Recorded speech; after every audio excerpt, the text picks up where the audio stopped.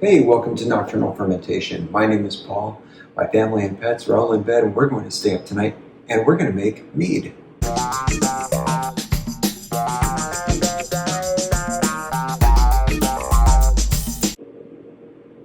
Now, if you've never heard of mead, basically the easiest way to describe it would be just to call it honey wine. It is a fermented honey beverage, very simple. And tonight we're going to keep it simple.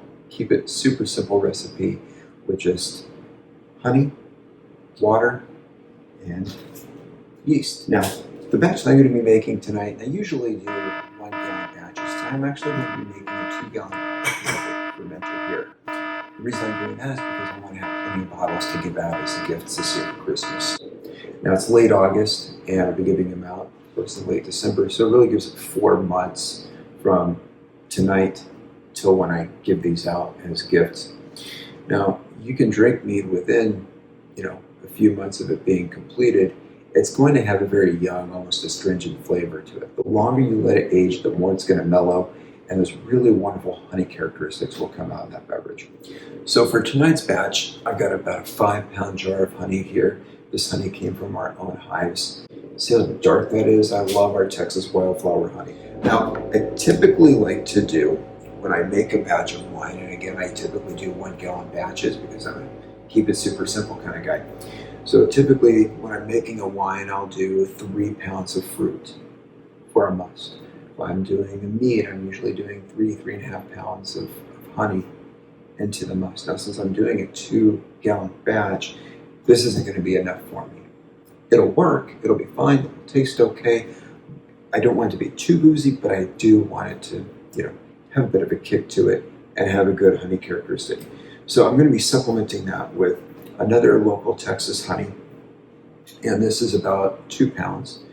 The yeast that we're going to be using tonight is a Lalvin EC1118, and I'm a nerd. I keep this binder of notes about different yeasts and characteristics, and they say this one gives a neutral flavor and aroma, good for sparkling wine, late harvest wine, cider.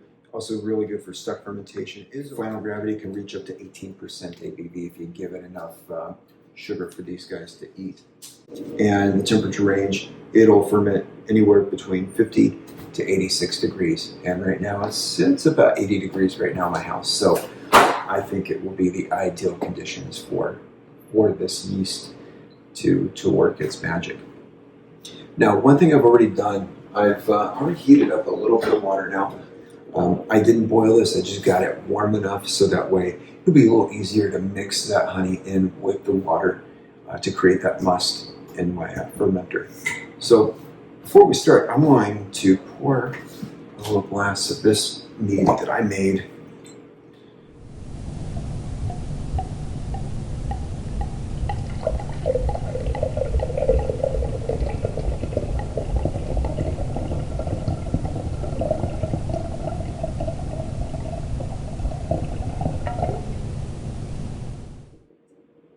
This was a mead that I made on my birthday about a year or 2 ago. Really nice viscosity to it. Really great color. Not super clear, but I'm okay with that. It smells really great. This was, I oaked this one too. So basically I took some oak chips and I put it into its secondary fermentation, let it sit there for a little bit. So it does have a little bit of a dryness, a little oakiness to it.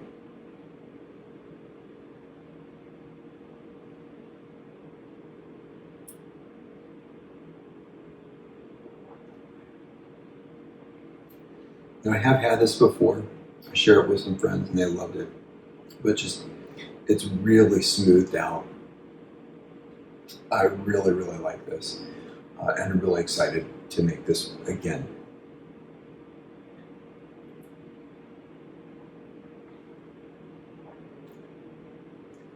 This video just may be me drinking wine. And for full disclosure, I didn't like my first take of pouring this glass. So I have 2 glasses that I have to finish up. Okay, so I'm going to go ahead and pour in my warm water here.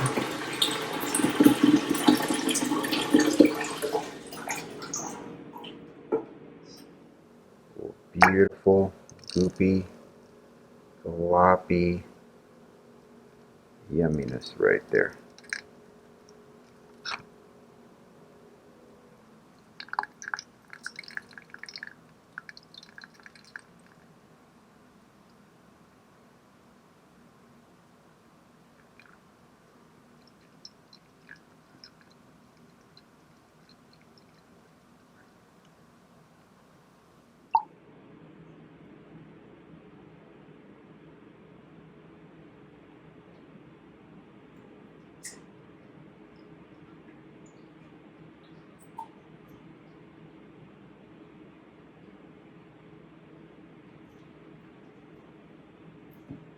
Now we want to make sure we get every bit of honey in there. So still some of this warm water.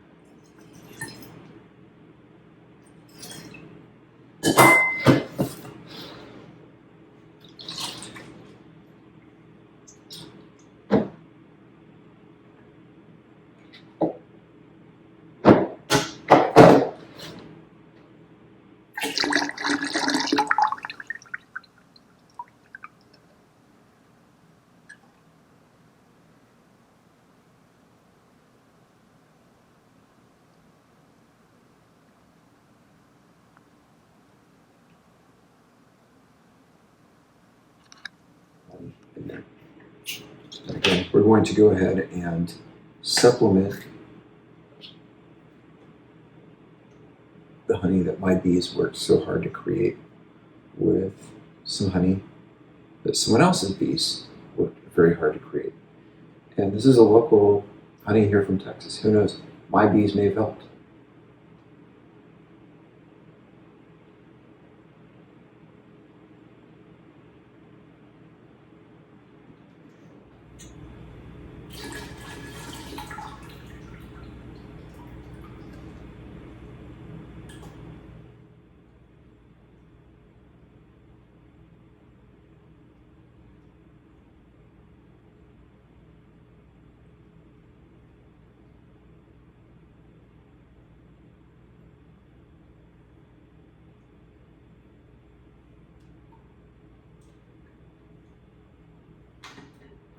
Well, while I wait for that, I'm going to enjoy some more meat.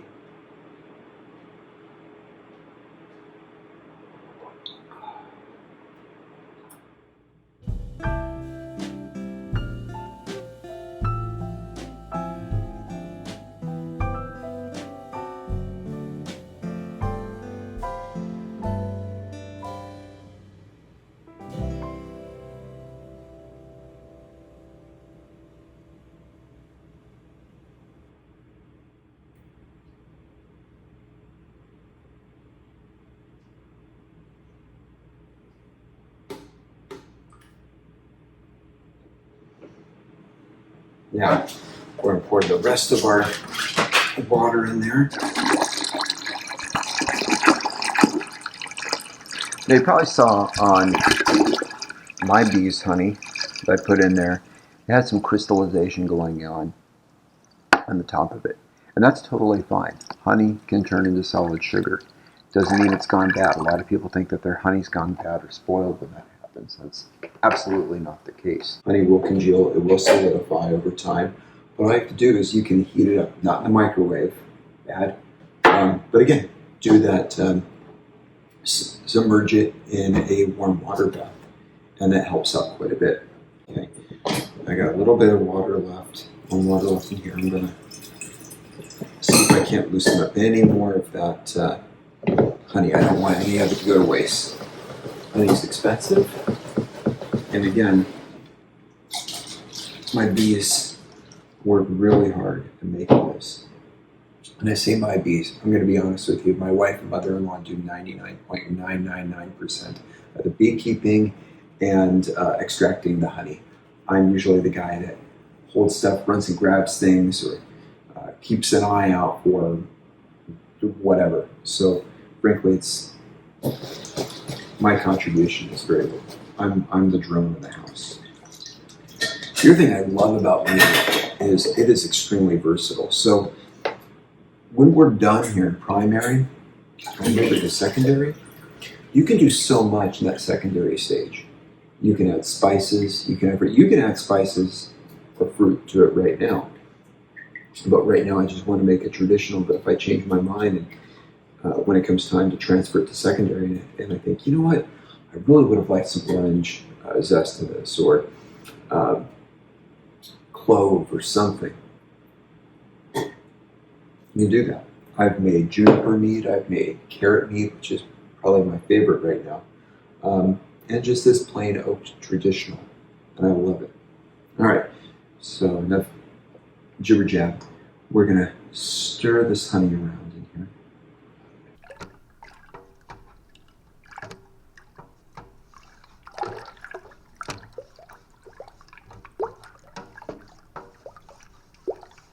So the next thing you want to do before you put in your yeast is you want to find out what the alcohol content is. That's not mandatory, you don't have to.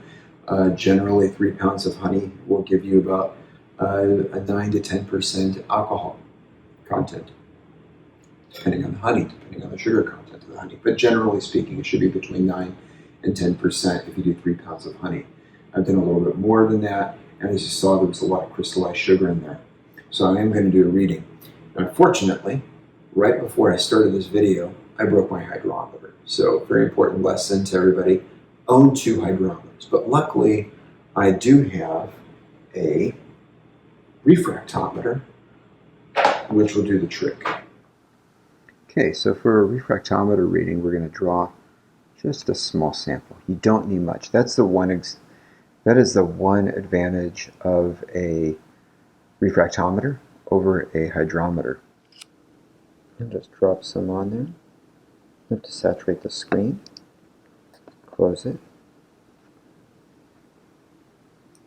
Work out any air bubbles.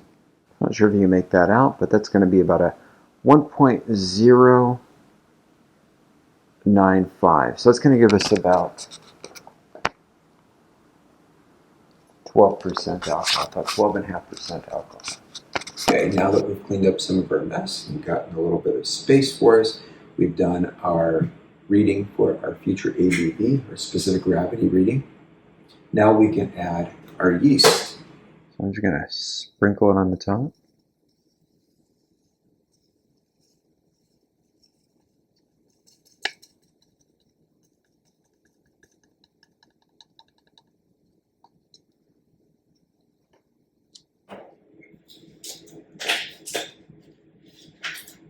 Now we're going to add our yeast nutrient. Always follow the instructions. Now, there are different types of yeast nutrients that you'll find. And if you watch any number of folks on YouTube or read anything about mead, beer, or winemaking, you'll find that there are different varieties of yeast nutrient. This is one that I've been using for quite some time. Used it in my first batch of mead, and it's served me well since. And it's just a basic yeast nutrient from a homebrew shop. And I'm going to follow the directions. 1 teaspoon per gallon, a must. We got 2 gallons in here, so I'm going to do 2 teaspoons.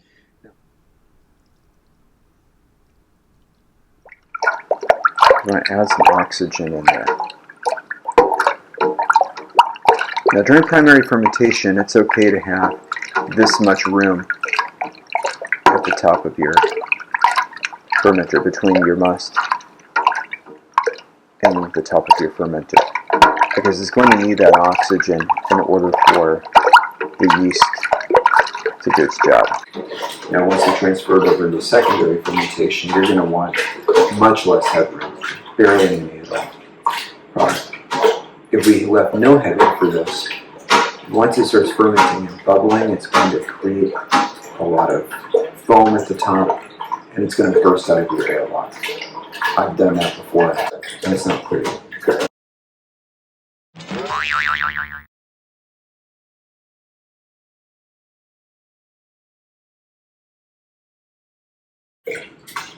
And what I'm going to do every day for about a week is I'm going to open this up, and I'm going to give it a good stir to add in some oxygen. Now, add my lid. I'm going to use an airlock. That in there, nice and tight. Now I want to put a liquid in there, so I just use a little bit of vodka. Oops. Okay, there you have it. 2 gallons of mead in primary fermentation. I'm going to open this up every day for about a week. I'm going to give it a good vigorous stir to keep on introducing oxygen into the must, to give that yeast the oxygen and power that it needs to be able to do that aerobic fermentation and chop away at all those yeast seeds in there, the sugars, and turn them into alcohol. After that, once primary fermentation has calmed down, I'll know that from a hydrometer reading after I get a new hydrometer, and then transfer it over into secondary fermentation. Thank you so much for watching. I appreciate you taking the time to watch this. Any feedback, please leave in the comments below. I look forward to making some more videos. I've been slow to do so lately. I appreciate your patience. I appreciate all 29 subscribers that I have at the time of this recording. I appreciate all of you. Thank you so much for tuning in.